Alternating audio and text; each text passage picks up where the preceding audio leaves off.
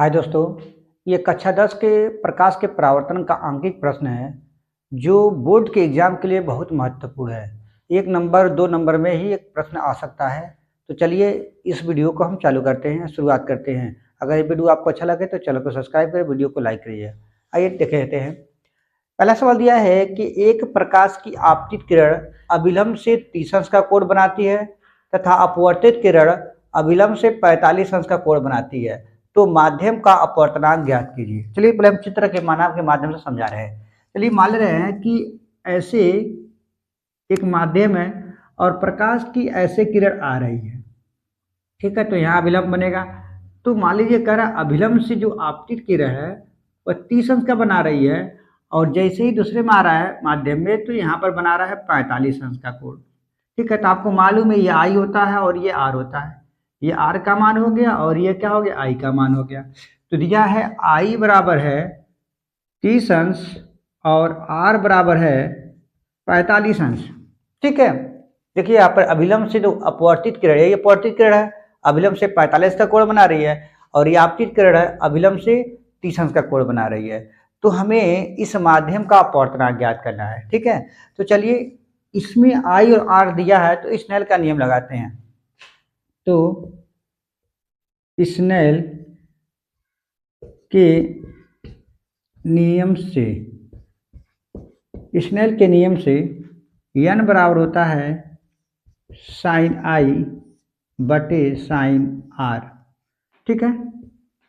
तो n बराबर sign आई का मान कितना दिया है 30 अंश, आई का मान कितना दिया 30 अंश और साइन आर का मान है 45 अंश।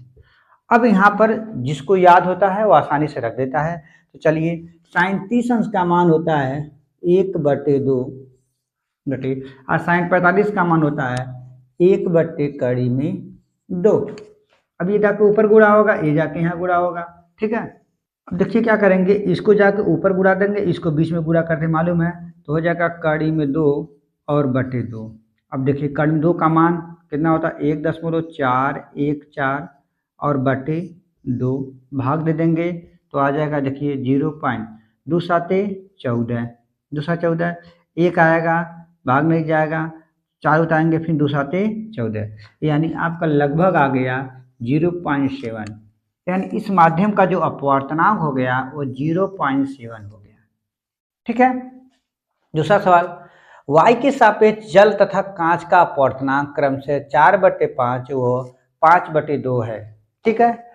तो y के सापेक्ष याद रखना, y को हम बोलते हैं एयर, क्या बोलते हैं एयर, यानी ए, ठीक है। अपवर्तनांक को n से, ठीक है। y के सापेक्ष जल को बोलते हैं w, तो w यानी AnW का मान हो गया 4/5, ठीक है।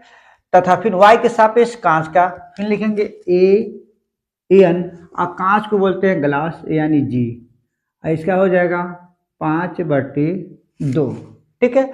तब देखिए जल का कांच के सापेक्ष अपवर्तनांक ज्ञात। देखिए बच्चे यहीं पर कंफ्यूज होते हैं और जल यानी WN और क्या ले लेते हैं G लिख देते हैं, इसलिए गलत हो जाता है। याद रखिएगा जल का कांच के सापेक्ष अपवर्तनांक ज्ञात करना है। तो इसका कैसे बनेगा, कांच के सापेक्ष जल का अपवर्तनांक क्या बनेगा, कांच के सापेक्ष, यानी इस तरह का क्वेश्चन रहेगा जल का तो जल वाला बाद में रहेगा, कांच वाला पहले, यानी इसका इस तरह पूछ रहा है, यानी GNW पूछ रहा है, ठीक है। अगर इस तरह होता है कांच के सापेक्ष जल का अपवर्तनांक तब सही होता है, लेकिन कांच का जल यानी का वाला बाद में जाएगा, ठीक है।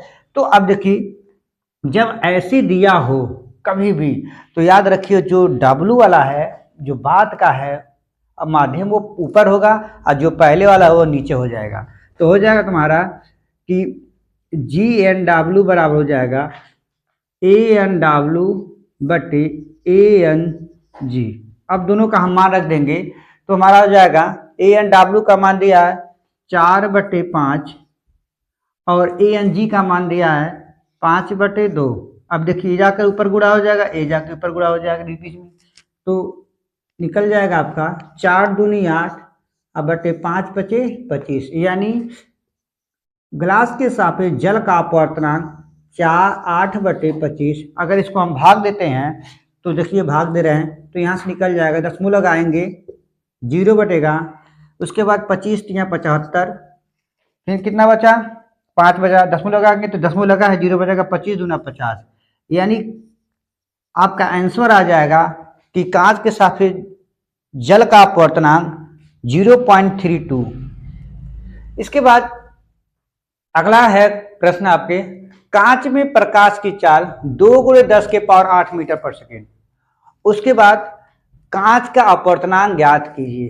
देखिए बहुत अच्छा क्वेश्चन है, क्योंकि ये बच्चे के दिमाग को कंफ्यूज कर देता है, और अगर ये बच्चे ध्यान नहीं देंगे तो समझ जाइए क्या हो जाएगा, गलत हो जाएगा। याद रखिएगा, कभी भी अगर ऐसा क्वेश्चन दे तो समझ जाइए कि y के सापेक्ष y के बाद ये कांच में आ रहा है। जैसे देखिए, अगर मान लीजिए कोई भी ग्लास है ऐसे, तो नीचे कांच है, ठीक है, तो y में होकर तब ना कांच में आएगा, क्योंकि प्रकाश की किरण है, हम ले लिया है प्रकाश की किरण, तो प्रकाश की चाल है ना, तो प्रकाश y से होकर तब ना कांच में जाएगा, इसका मतलब ये कांच है, तो पहले y से आकर फिर कांच में जा रहा है। इसका मतलब यहाँ पर इसकी प्रकाश की चाल दिया है c, और c का मान हमको मालूम है 3 × 10⁸ मीटर प्रति सेकेंड, ठीक है।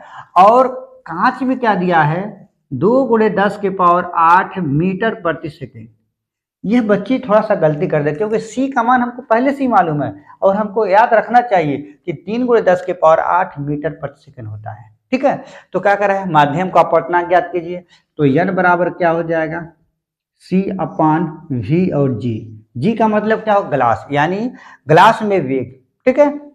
तो रख दीजिए c का मान 3 × 10⁸, और vg का मान कितना हो गया, चलिए हम रख रहे हैं पहले, c बराबर 3 × 10⁸ मीटर पर सेकेंड, और vg का मान हम रख दे रहे हैं 2 × 10⁸ मीटर प्रति सेकेंड। चलिए मान रख दे रहे हैं यहाँ पर, तो n बराबर vg का मान क्या होगा, 2 × 10⁸, 2 कट जाएगा, भाग देंगे तो आ जाएगा 1.5, यानी इस माध्यम का कांच का अपवर्तनांक हो जाएगा 1.5।